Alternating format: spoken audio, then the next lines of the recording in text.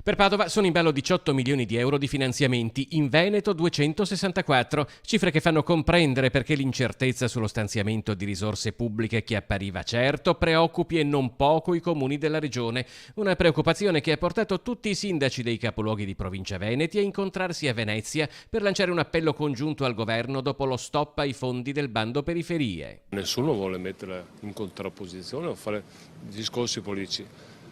Noi abbiamo il dovere, ognuno di noi, di difendere la propria città perché sono fondi importanti per la rigenerazione delle periferie.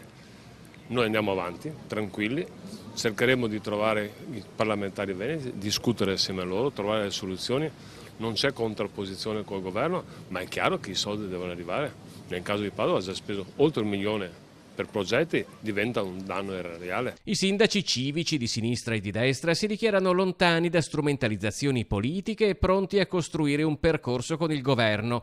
È un tema, quello del bando periferie, sul quale è intervenuto anche il presidente della regione Luca Zaia. La verità è che c'è una sentenza della Corte Costituzionale che riguarda non solo il bando delle periferie ma un montepremi di quasi 50 miliardi di euro di finanziamenti. La sentenza della Corte è chiara, dice che ci sono problemi di coperture. Il governo ha fatto due cose: ha rimandato, confermando il bando periferie, quindi i 96 progetti, ha rimandato l'esecutività al 2020 in maniera tale da mettere a posto le carte.